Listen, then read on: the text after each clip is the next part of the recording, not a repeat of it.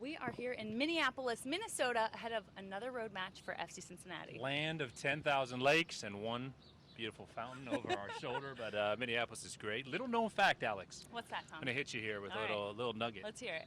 First date with my wife 14 and a half years ago in Minneapolis, Minnesota. Where'd you take her? Too specific of a question? She took me, to be perfectly honest. All right. So because I flew here to Minneapolis for a first date, sometimes you got to take a chance in life, right? I like it. She took me out to dinner to Italian place. Well, I'm glad it's worked out. But I love Minneapolis. Been here a lot, and I'll tell you what, all the times I've been here, this might be the hottest it's ever been. This is not a city known for being humid and sticky and hot. It is humid and sticky and hot as the orange and blue gets to take on the Loons. Yeah, we could see some hydration breaks. We'll see how it plays out. It's an earlier game, but it's going to be at Allianz Field. Excited to see a new stadium. Another, just gem amongst the soccer-specific stadiums in Major League Soccer. So opened up in April, and they played very well at home this year. Certainly we'll get into all of that, but certainly as FC Cincinnati is going through this process, and now less than 2 years away from opening our own stadium over in the West End, it'll be a lot of fun to see what they did here, and I've heard from a lot of people that there's a lot of very nice things about Allianz Field. Well, we're excited to see it. The game will be coming up earlier. It's an earlier kick. That's 4 o'clock Eastern, 3 o'clock Central. So we're going to head over to the stadium right after this live show. But thank you guys for sending in your questions. We're going to get to those. We're going to answer them later in the show. Appreciate you guys sending those in. We want to get you engaged. Feel free to shoot any questions our way during the show. Just type them in Facebook. Appreciate you guys watching. But we're going to talk more about FC Cincinnati facing Minnesota United coming up next.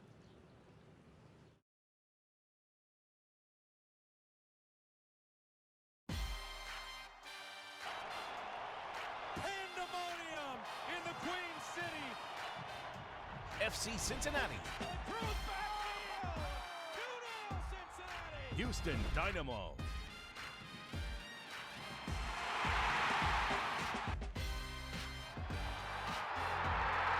FC Cincinnati is back at Nippert Stadium Saturday, July 6th at 7:30 p.m. Secure tickets today at fccincinnati.com.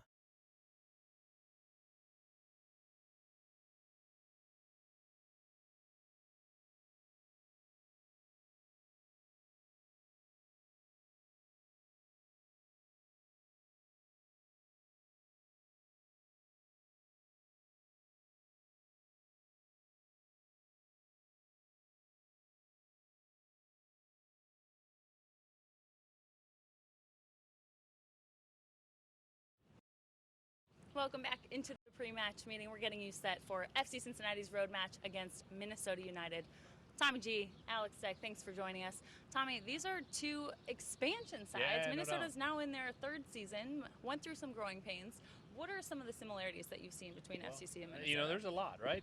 Similar market types, similar competition for professional dollars in town. Obviously, there's a Major League Baseball team here. There's an NFL team with a beautiful stadium. It's actually just a block or two from where we play, and they have an NBA team and a hockey team as well. So there's a bit more competition here, but certainly, previous to becoming an MLS side, just as we saw in Cincinnati, they had a history of soccer, played in the NASL, and built their fan base that way, and then a similar path to what we are doing, right?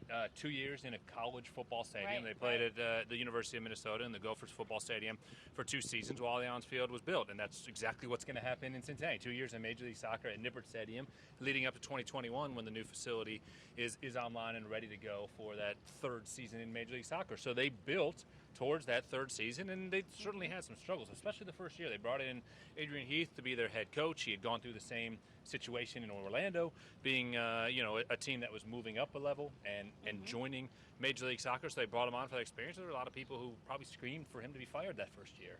And they were patient with him and let him build his roster and get to this point. Now they're playing very well at home, which is the key in this league. Do really well at home and then try to get results on the road. And I think right now they're doing that, and they have themselves in the playoff picture because of it.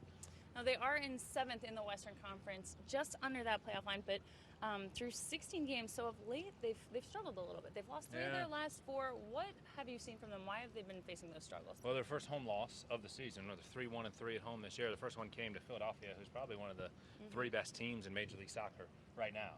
So when you look at it from that regards, they're a team that's been a little bit inconsistent at times. They've had a very small rotation. They haven't used as many players, certainly Right. as FC Cincinnati has used, but haven't used as many players as some teams that we have seen this year, such as New York. So they've kept their group tight. They have a couple guys who won't be available tonight. A couple international call-ups. Certainly not the roster adversity that FC Cincinnati faces right now. But, I think they've done a good job at continuing to build the team and settle into their system under Adrian Heath. Now, they've seen a lot of success on the attack. They're very experienced Yeah. attacking players. Their wingers like to get forward a lot. Cross, a ton of crosses. These guys are 8th in the league right now with the number of crosses that they send in. So I think FC Cincinnati will have to look for Minnesota to overload that central area. Their fullbacks like to get wide and high, and they do have a lot of speed on the wing. You got Quintero, Finley, Ibarra, all these guys that can interchange and step Well, and in. you won't have to deal with Roman Metanir, who's out on international Right, duty. right. Actually talk highly of the league and say, you know what, you should come here. MLS is great, it's growing, and you continue to see more and more international players coming in. Yeah, great experience, no doubt about it, and I think it'll be cool to see two former Arsenal guys go head-to-head today. As Justin, obviously more of a defensive player, but he'll be up there on some set pieces and trying to beat his old teammate. Well, coming up next, we're going to answer your questions, and we're going to talk more about the orange and blue. Yeah, what did you guys ask on Twitter? Watch out. Find out next.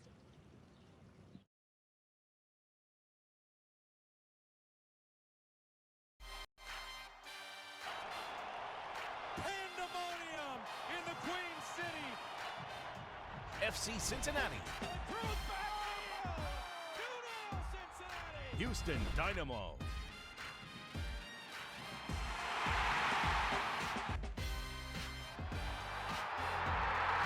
FC Cincinnati is back at Nippert Stadium Saturday, July 6th at 7:30 p.m. Secure tickets today at fccincinnati.com.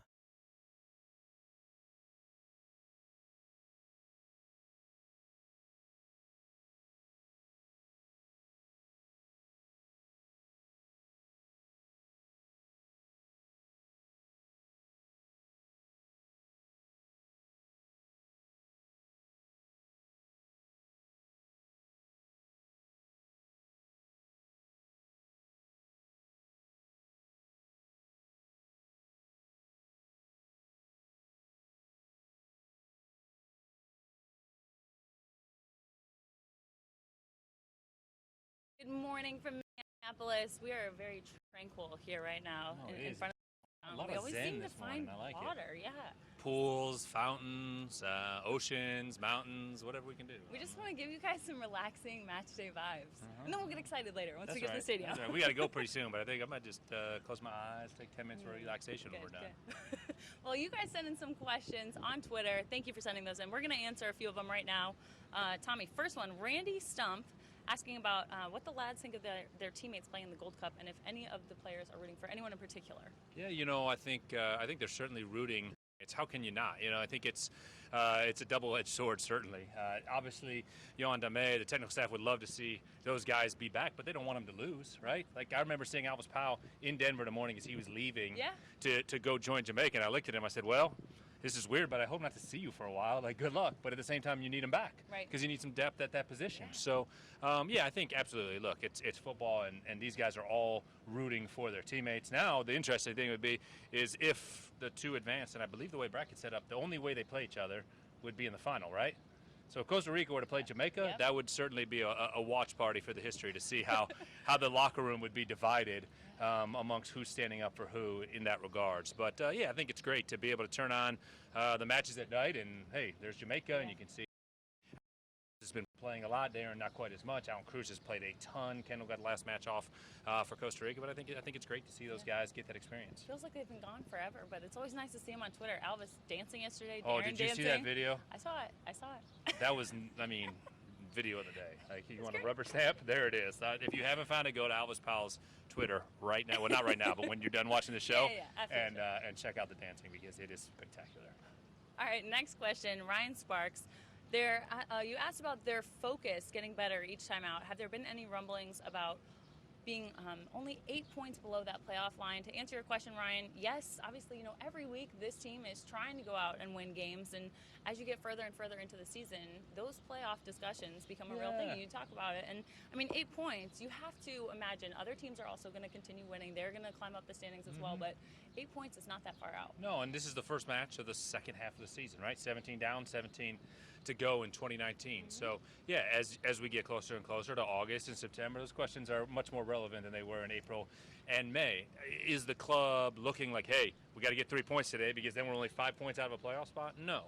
They're looking because they want to get a result today. They want to get a win. They want to end this losing streak. So I think that's the number one focus. But, yeah, the reality is that in the Eastern Conference, any team that can string together a couple wins that is out of the playoff picture right now will be right back in a blink of an eye. So a few of you asked about injuries. We're not going to call anyone out in particular here, just a couple names. But no, we never get any tweets asking for detailed injury reports ever. You can find them on MLSsoccer.com. If you go to the preview, there are injury reports there. You can look them up before every game. We do that as well. But I think it's important to look at how many people are actually available for FC Cincinnati right now. You talk about the international call-ups, but not enough. We need all 4 of our hands for it. It was last match was the first time in club history that they didn't dress 18 players. Yep. You have Jimmy McLaughlin, who has a season-ending injury. You have Greg Garza, who's been out for a while. Yeah. So already you're losing a couple key guys, and anytime you have one guy gone, even a couple guys that are big, impactful players in this league, it becomes challenging.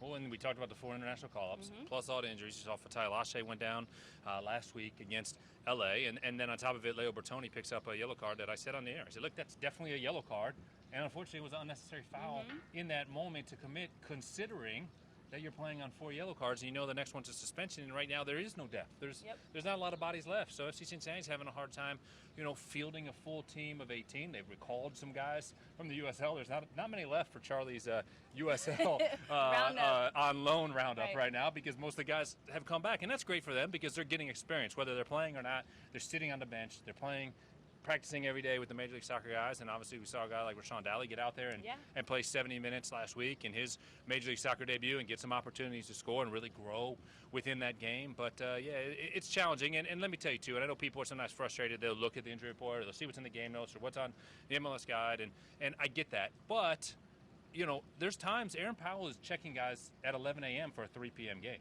or for a 7 p.m. match to decide if they are ready, if they're fit. Sometimes those decisions are not made until the day of the match. So you have to understand that sometimes we're getting word 2-3 hours before that, okay, so-and-so is not available, and therefore so-and-so is dressing because, player X was not able to pass his fitness test that morning. And that's not unique to FC Cincinnati. It's going on across the globe in the sport. But sometimes those decisions have to be made day of. So I know it's frustrating. People want to know right now who's available and who's not for tonight, but that's not always possible. Right, and 10 to 12 players, when you're adding up all those guys, the names, it's a long list, and especially in a salary cap league, one guy, even one impact player, makes a big difference on the full team.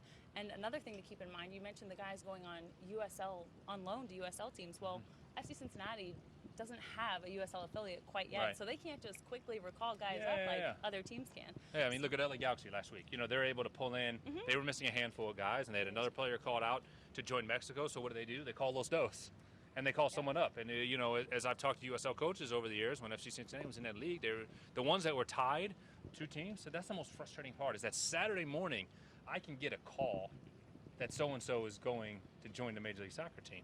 And I've been preparing to start him all week, and now I have to make a change in my starting 11. So, it's certainly an advantage to those that have that direct tie and that direct farm system, if you want to call it that. And FC Cincinnati doesn't have it right now. But, it's really challenging. I think I tweeted this week, 6 to 8 starters missing right now for Yohan Dame. Well, we're going to talk more about Yohan Dame. We'll fly through these last few questions. How much, this is Andrew, just Andrew, how much has Dame implemented the total football philosophy that Nijkamp is bringing to the club? So I think very much so. You see he's driving possession. If you look at the last match, Fatai Lashe played right back. I think that was a testament as this system. You're trying to have possession. You want every guy to be able to play, to contribute in the game, and each player knows their responsibility. So it's much easier to swap out one player than change an entire system, an entire style of play.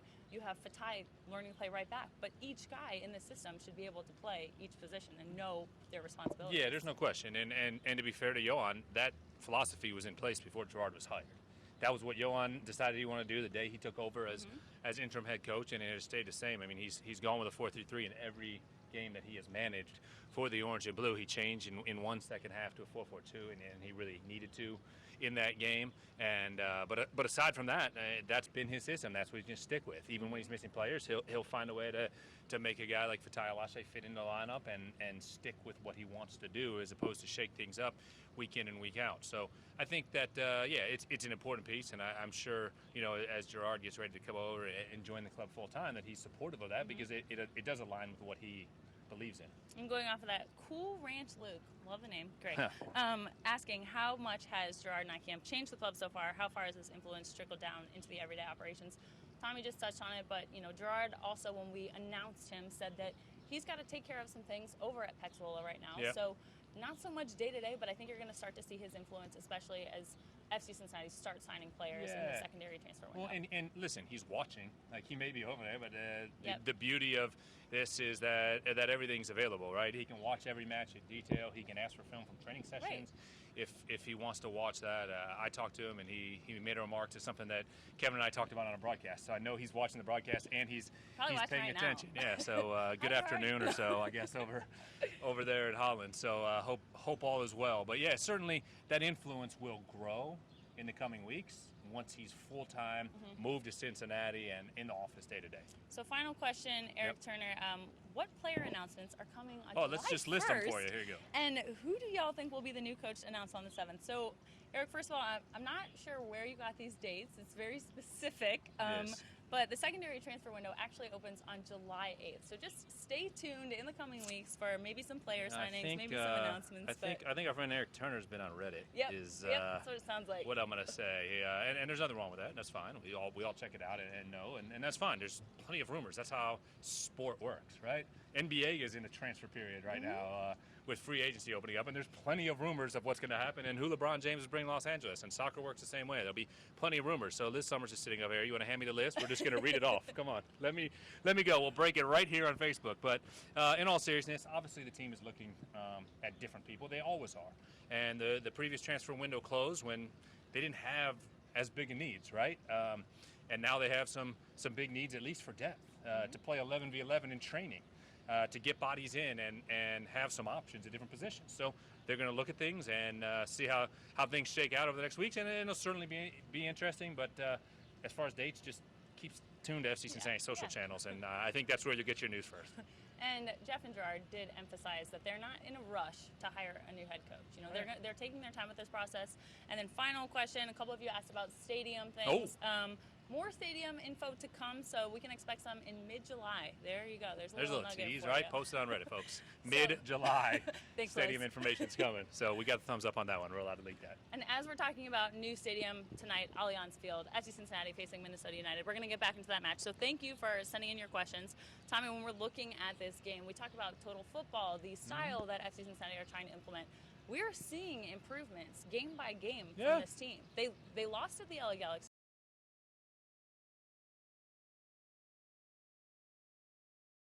Right, for a seasoned veteran or for a 22-year-old who's making his debut. So I think there were some tough breaks as that game went on, and FC Cincinnati didn't get that first goal to get back into it, and then the chance to equalize. But they certainly created opportunities, and they hung with a very talented Los Angeles team for 75 minutes of that match. And so I think we've seen improvement. I thought the team played really, really well against LA. Saved that first 15 minutes. LA scored for the first 15 minutes all season long. So frustrating in that regards, but again, continue to improve, continue to play better as a team, and stick with the philosophy, and I think you'll see more of that today. Now, Zlatan Ibrahimovic, how tall is he? 6'5". Yeah.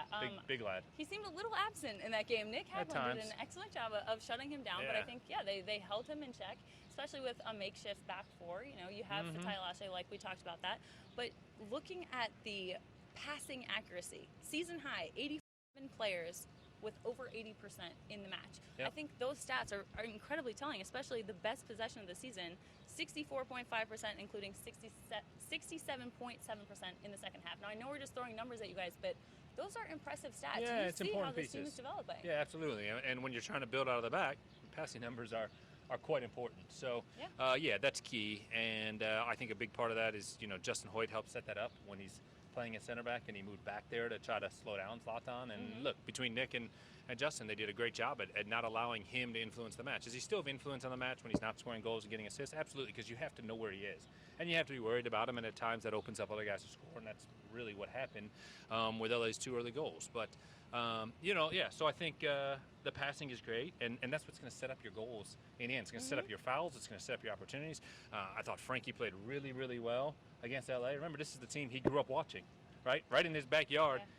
He watches the Galaxy. So were there probably some butterflies for Frankie in that game? Absolutely. But he went out and he held his own and played very well in that game. And I mean, he kind of took a beating too. I thought he had 3 or 4 times he was fouled really hard and got up and kept kicking and did exactly what Frankie does. So there's a lot of pieces who are doing well and contributing to this club. And really, it's just a matter of time. And there's going to be a day. There's going to be a night where all those pieces click and you're going to get a big result. And the way the sport works is you get a result and that can snowball in a hurry. And we talked about the areas where FC Cincinnati need to maximize to get a result tonight. We talked about the possession. That's going to be key, especially in this heat. And Minnesota, they aren't great at passing the ball, especially in their own half. They're pretty slow to circulate it. 7th most balls lost inside their own half, and they have the 3rd lowest frequency of accurate passes. Which means you better be Put some ready to take pressure on them, advantage, yeah. right? Look for the pick six, to use the American football analogy. But if they're going to make mistakes, you have to find ways to hurt them in transition. So if you can intercept a pass and take off the other way, then you can't hesitate. You got to look for numbers and push forward. And whoever that is at striker for FC Cincinnati, and get the ball to his feet and let him create opportunities and use the wings. But if Minnesota's going to make mistakes, take advantage and try to silence their crowd, because they certainly have a home field advantage. Plus, you have those wingers in their natural positions for FC Cincinnati. Kekuta Mane, Emmanuel Ledesma, those guys stepped up last game as well. But just to see them playing as wingers, yes, they can both play a number 9. They can both play a false number 9. But to keep them in their positions in this formation is going to be beneficial for FCC. These guys, Manu's great at whipping the ball in the box. Even his free kicks are very dangerous. But talk about taking advantage of the counterattack. Kekuta Mane is a guy that can fly. Oh, Kekuta was phenomenal against Los Angeles. I thought he played as well as anybody out there in orange and blue in that game. So I was really happy with the way Kekuta played last week. I think he's finding his form a little bit. He's been in and out of the starting lineup, and that's difficult for a player when 1 week you're starting, the next week you're on the bench, and sometimes that's a reality and you have to manage it. But I think that Kekuta did very, very well. Absolutely. Well, we'll see how this game plays out. Thank you guys so much for tuning in and watching. We hope this brought you some tranquility. Absolutely. I mean, if we're not bringing you tranquility on every one of these programs, fountain or not, what's going on? Well, we promise to bring lots of energy as soon as we're at the stadium. Tom Glarder, Alex Steck. It is nationally televised on ESPN. Taylor Twellman, John Champion are going to have the call for you. Remember, it's at 4 o'clock Eastern, 3 o'clock Central, or you can listen to Tommy, Kevin, Lindsay. They're going to be on the radio WDJO. Plenty of ways to tune in, as always. And head to Buffalo Wings and Rings in Westchester. There's a watch party there if you're looking for some fellow fans back in Cincinnati. Thanks for watching, and we'll catch up with you guys from Allianz Field.